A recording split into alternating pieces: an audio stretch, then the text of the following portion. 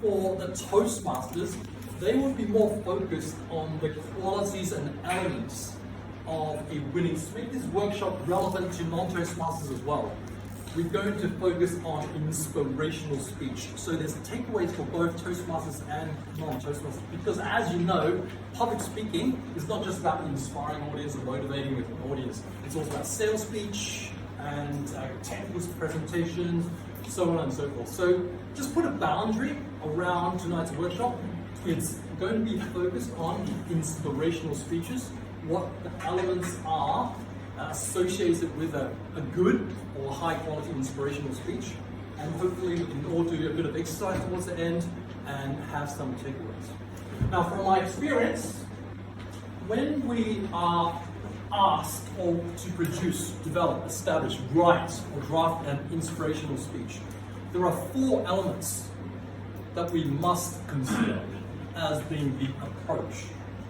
I'm going to talk about and share with you the techniques based on what we saw from the 2 videos later. Let's talk about the approach. These 4 elements are, first of all, did the speech make the audience think? Number 1. Number 2, did the speech touch the audience's hearts? Number 3, did the speech entertain the audience? And last but certainly not least, was the message clear? So for a good, high quality, inspirational speech, be it in a speech contest, whether you're going to deliver one at school or as a sales pitch to your clients, those 4 elements you must consider. Did it make you think? Did it touch the audience's hearts? Was it entertaining? And last but not least, was the message clear? Now the message, I believe, let's look at, let's go back to Jocelyn's speech, World Champion, 2023 World Champion. The message, I believe, was pretty clear.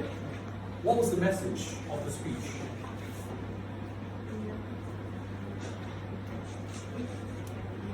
Yeah. So there was a conflict between the inner go-getter, goal-getter, and there's an inner critic. Yeah? There was a conflict, controversy, and I guess the message is that we must listen to our inner goal-getter. When the first element I was sharing with you just now was, did it make you think?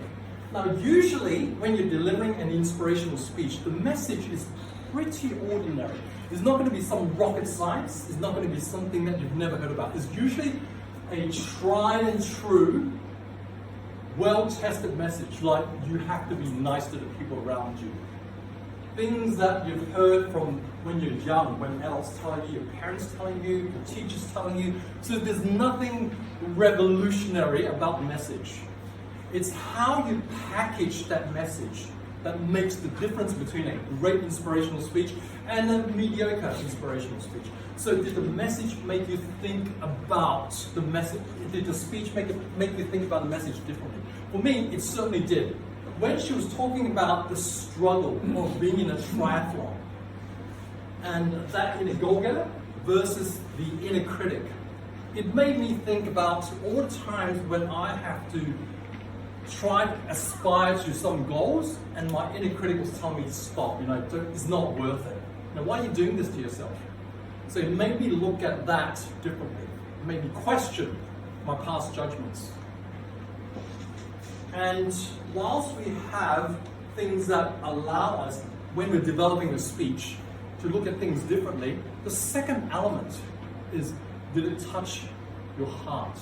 Now, why is that important? Did it touch your heart? When Jocelyn crossed over the finish line, if we were watching that speech live, certainly, we would have felt that energy, the electricity, coursing through the entire audience group. Particularly for her semi-final speech as well. I know we didn't see it, we didn't watch it, but it was worth mentioning how she was talking about her relationship with her father. So when we're delivering a speech, to touch the audience's hearts, certainly a tried and true way of doing it is to talk about relationships. The reason why we do that, the reason why we even have to go and try and develop something that touches the audience's hearts is, for example, if my message to you is that you are beautiful. Simple message. You've heard it before. If I don't try my best or develop something within the content to try and touch the audience, for example. Now, you've all seen these motivational speakers, yeah? Particularly from North America. I'm not knocking them. They're great. They're always trying to get you to, really energetic. Yeah, everybody get up. Yeah, everybody. No, you didn't get up, yeah? Everybody get stand up. I hate it when they do that, but they always do that in the kid. Everybody stand up. Yes, we're all energetic here. Let everybody stand up. This is the audience participation part of the workshop. So everybody please stand up.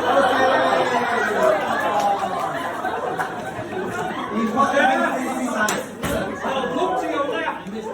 Look to your right. And tell the person you are not ugly.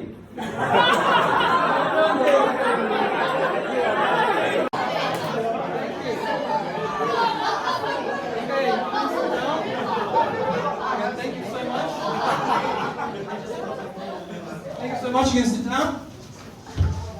So are you inspired? Yeah, inspired?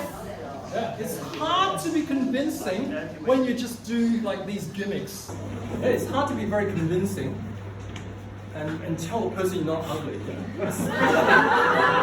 Especially when you're sitting next to Eddie Lee. Okay. Or if you sort of, all these people who come up from like a scientific background and say, well, according to the research from scientists, 50% of the world's population are ugly. Not ugly. 40% of the world's population are ordinary. And it's only really 1% which are just plain ugly. Okay? So that's not very inspiring, is it? Do you have a simple message like you are beautiful? As you saw from our two speakers, Maggie, Jessica, and also the two speeches that we saw, what they had was a story. We're going to focus on storytelling as part of inspiring the audience. Now, to touch the audience's hearts, usually we work on relationships. So if I want to go back to that same example and say, you're beautiful, I would probably use a story like this. When I was 4 years old, my auntie Irene had just retired from teaching. And whilst all the other people on the playground, as young as those gentlemen sitting in the back there, were all talking about, these beautiful girls, Alice and Jessica and Vanna and all these Pauline, all these wonderful girls. Yes, they were beautiful physically. But I've always looked up to my Auntie Irene, who's always looked out for me when I was sick. And she would feed the homeless people, go out of her way to cook meals and feed the homeless. And when she was 101 years old, as she was about to pass on, I remember just leaning against my Auntie Irene and saying, I think you're the most beautiful woman in the world. Now, time and time again, you see that stories that build on relationships with their family members. I think out of all these speakers that took part in the finals of the World Champion of Public Speaking, almost all of them use some kind of relationships or build some kind of relationship sharing within their speech. Certainly a third place winner. Now, by the way, she was visually impaired. Yeah, we didn't see that. But the third place winner, she was blind. And she was talking about her relationship with her father. And the most touching moment, the moment which touched me the most, was when the doctors discovered that she was about to lose her sight. And her father was next to her. And the father said to the doctor, can I give her, my daughter, my eyes? And then there was a callback. Discussed the callback as one of the techniques later on. When her father was on the deathbed, he asked the same question. Yeah? That time when I asked the doctor, whether I could give you my eyes, and the doctor said no, it's not medically possible. The father said he was glad because he can see how beautiful his daughter became. So those are the moments that within 7 minutes, within an inspirational speech that builds on a relationship with a family member, that sharing allows the speaker to touch the hearts of the audience. So we've talked about, did it make you think about things differently from the way you package it? Did it touch your heart through relationship sharing, through the storytelling? And the third element is, did it entertain you? Now obviously, from the audience's response and from your response when you're watching Jocelyn's speech, when she was describing how she would switch onto her back and did a backstroke, as opposed to doing freestyle, there was a huge response from the audience. So when we're talking about entertaining the audience, the various elements or ways to do it. You can do it like through storytelling, as Jocelyn did, and usually it's through a bit of a tragedy when you look at it from retrospectively, as she was sharing with the audience as well. Or you can use those rule of threes, which Scott used very effectively. Remember, he said that whilst other people were in class, I was programming. When other people were out playing or programming, when other people were out dating girls, I was probably jealous.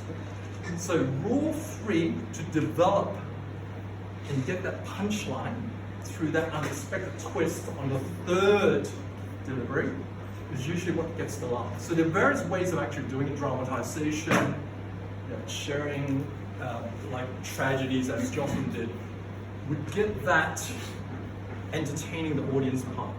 And we've talked about the message a little bit. Was the message clear? I think for both speeches, the message was pretty clear, and particularly for Jocelyn's speech. And time again, when you're developing that inspirational speech, people would ask, or I've been asked many times, where do you put the message? Do you open it up with your message? Do you insert it in the middle of your speech? Or do you put it towards the end? There are really no easy way to say it. There's various ways in which an inspirational speech can still be inspirational, even if you unveil or review the message at the very end. In fact, the 2000 world champion, Ed Tate, he didn't even have a message. And because he ran out of time, and his message was actually positioned or placed right at the end. It was one of those days, and then he didn't have time to deliver his message. So it goes to show that whilst the message is extremely important in an inspirational speech, it doesn't really matter where you put it. Some speakers review the message right at the beginning, even at using a title. Now Jocelyn's title, the world champion that we saw, her title was "Have You Been There?" Is not the message. She uses it as a callback. Have you been there? Have you been there? And it makes you think, yeah, I have been there. I've been in the same situation as her. I've had this inner goal-getter, I've also had this inner critic. Have you been there? And she finishes with that word. But when you deliver the message as an inspirational speaker, I would advise, it doesn't matter whether you're doing it as a contest or whether you're doing it as a sales presentation. As a message, you don't have to be 100% direct. This message is that there's going to be a conflict between inner goal-getter and also your inner critic. Usually, when you tell the story, you tell the audience through the storytelling how you handle certain conflicts. The audience will understand and be able to comprehend what the message is. So that's the technique and the skills that, as a speaker, we should aim for. Instead of just blatantly delivering the message itself, we should aim to show the audience how we handle certain things, how we overcome certain hurdles, so that they know they can do it too. So that's how we get the message. So, did it make you think? Did it touch your heart? Did it entertain you? And was the message clear? Those are the 4 pillars that make an inspirational speech. Now that's the approach. But what about the techniques? What were some of the techniques that Jocelyn used in her speech that were particularly effective, that made the judges pick her to be the winner, that made her being the last man, woman standing amongst 30,000 contestants. What were some of the techniques that she used that were particularly effective? Repetitive reminders to the audience about the message, yes and no. This say yes and that one say no. Exactly, yeah. So it made the audience very clear. And they were actually, like Eddie said, she used that as a signpost to guide the audience. Yeah? You encounter this particular situation, there's a yes, there's always a no. But towards the end, she said, you must listen to the yes. I implore you, I beg you to dig deep within your inner go-getter. Yeah, so she then reverted to listening to one side. Exactly. So a repetition, a callback, if you like. What else did she use? She had a very, very strong, powerful body language.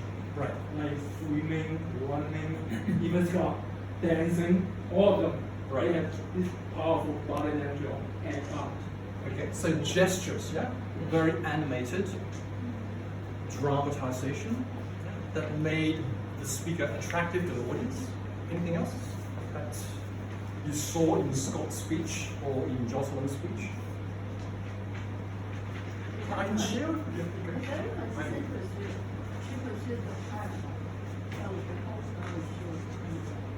Yeah, exactly. She used one story within her entire speech. It was a very simple story. It was a very simple speech, if you like, yeah? The context was just her overcoming those inner critics within her to finish the triathlon. One story.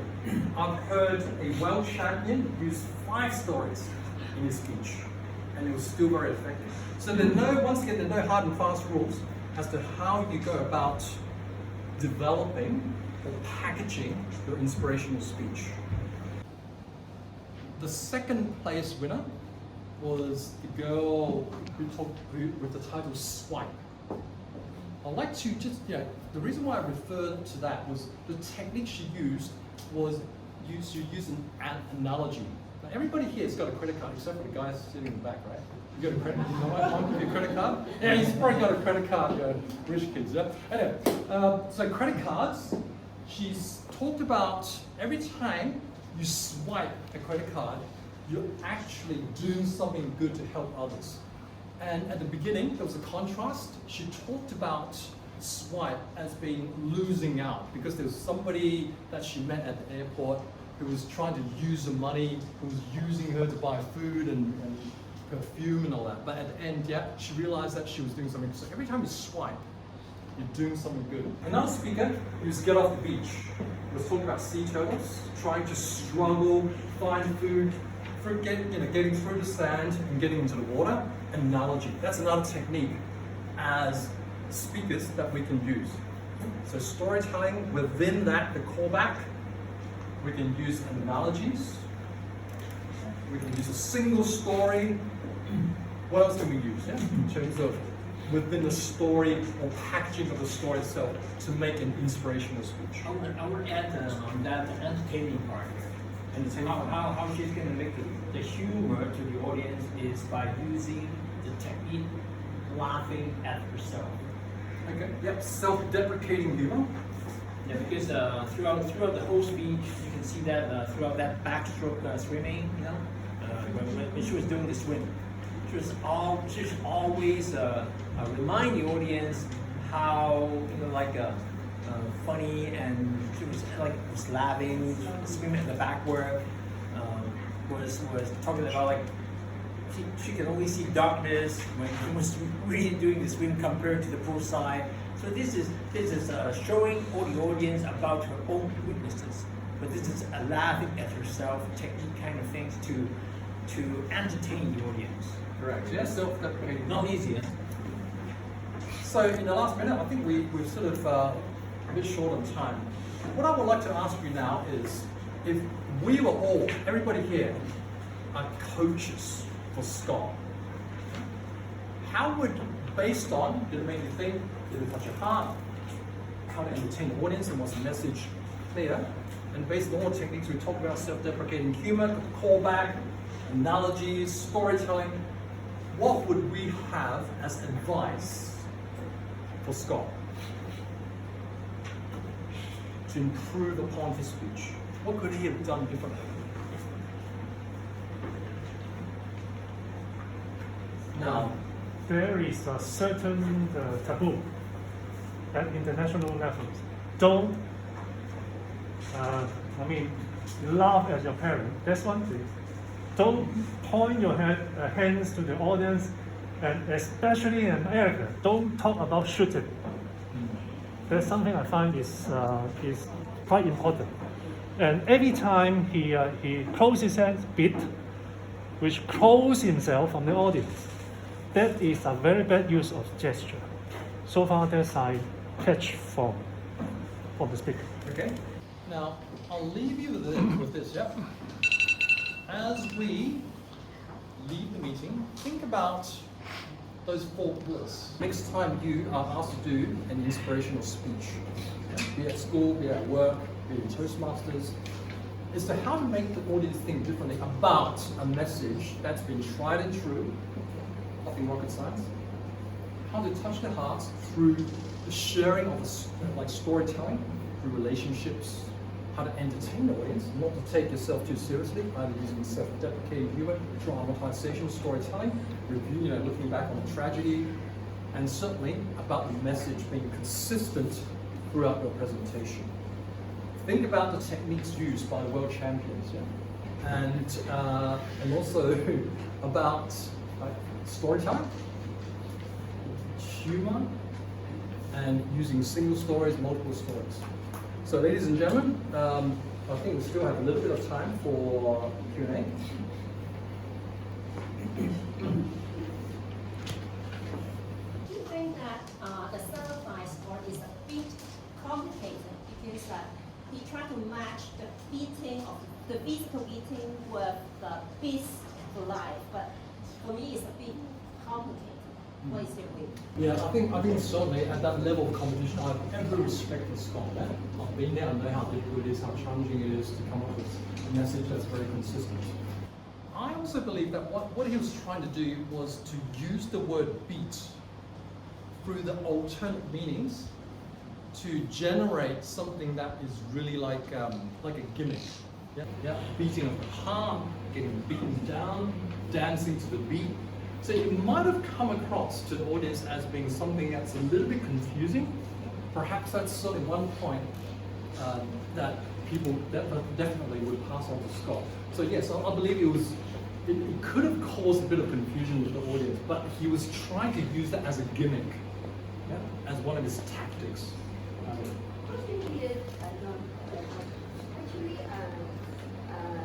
what Scott's speech, I love it also very much, but Scott appeared to me that he seems like to shuttle between playing drama, to man a number of different mini dramas together, and then in between he stood out and then do some public speaking. That is the feeling that I got. But if for the champion, it seems like it's more consistent. Yeah. I'm not sure how you see. Yeah, I think because the title of the workshop actually is Finding Your Own Voice. I think Scott was searching for the voice, that authentic voice that represents who Scott is as a person. What he was trying to do, he was trying to pull together too many things which had worked in the past with other speakers and put them all into a speech, trying to entertain the audience. Yes. So definitely, yeah, if you found his voice, so that he comes across being very authentic, so people go, oh, that's Scott, yeah? That's definitely Scott. That's something I can identify with. That makes me think about things differently, touched my heart, entertained me, and the message was clear. So certainly I certainly agree with that as well. So ladies and gentlemen, that concludes the workshop, and we want to have further discussions about the speech or further development on how we go about developing an inspirational speech. Please feel free to call me. Thank you so much.